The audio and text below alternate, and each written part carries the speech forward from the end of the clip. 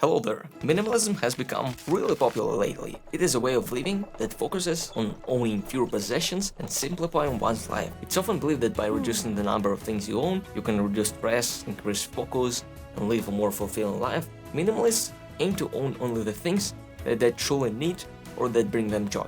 Whether you're a seasoned minimalist or it's your first time trying it, you might find it challenging to resist the urge to buy things that aren't truly important. There are many advertisements and messages in our society to accumulate things and to measure our worth by the stuff we possess. In a world where consumerism is king, minimalism offers a refreshing alternative that can help people find greater fulfillment and happiness. And I really believe it's important to be mindful of what you bring into your life and to avoid purchases that don't align with your values. Again, this is solely my point of view. The point of this video is not to encourage you to copy my lifestyle. We're all different and some things I'll mention may seem like an overkill. That's totally okay, that's fine. You can try to do it exactly the same, but you don't have to. And before getting to the first thing I don't recommend buying as a minimalist, I want to remind you that the greatest support you can provide my channel with at this point is smashing the like or dislike button. Yep, I can see the amount of dislikes, and subscribing to my channel if you find it helpful. Clothing. I don't mean I don't buy it. Otherwise I had nothing on me right now and this video would get banned. Clothes is one of the things that most people struggle with when starting their minimalist journey. I've seen those clips of wardrobe transformations where people had dozens, maybe even hundreds of pieces of clothing in their closets. I can't say I've been in this situation at any point of my life, especially when I was a kid. I think I used to own less than other kids in my school. And it wasn't because I was a minimalist from a young age. The reason was we couldn't really afford it. Like, I remember I had only a pair of shoes and they were in bad shape, stuff like that.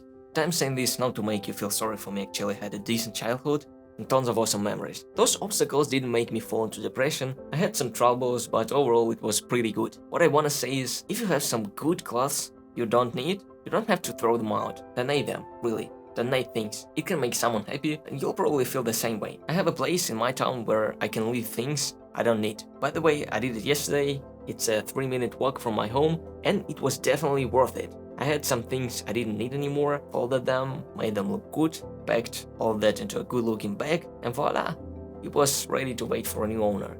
And it felt great to see that in a couple of days, it was all gone. Maybe I did some on days where there were some good clothes there. Actually, I've been there. I did use the clothes of my elder brothers, and even from a friend.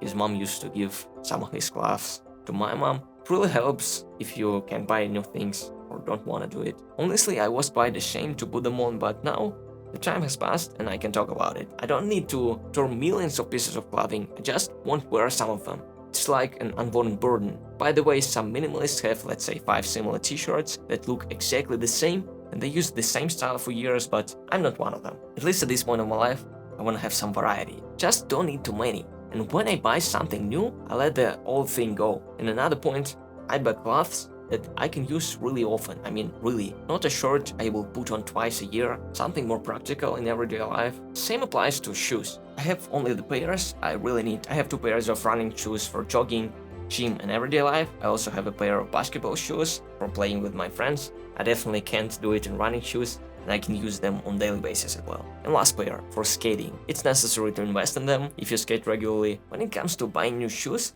I do this only when the old ones get in bad shape.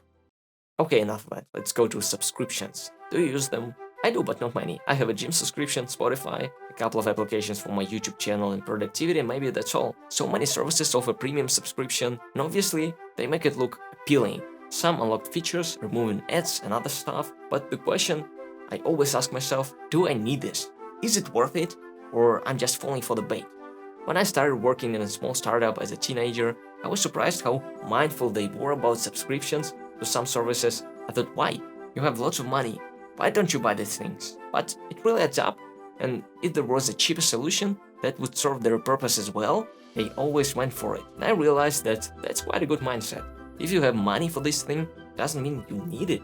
There are tons of things you can pay for monthly. Just look at your phone, so many applications and tools that might seem quite important, but if you realize you don't really need it, cancel it, try it for a month, and if you can't live without that thing, you can always subscribe back. Now about books. Currently I don't have a single book. I love ebooks more, so I don't have old school hardcover ones with me. And I know I won't read most of them, more than once, and what's the point of keeping them in my house? Of course, I know that ebooks are not for everybody. You know what? Almost every single one of my friends prefers a hardcover book to a phone or Kindle, and I'm okay with it. I sometimes read old school books, but I don't see the point of storing dozens of them if I know I won't read them more than once. I know some people use it as decoration, but personally for me, it's too not space friendly, if I may say so. Electronic devices, especially phones and laptops. Don't buy a new iPhone every year, and that's not because I can't afford it. I could include it in my financial planning and do it every year.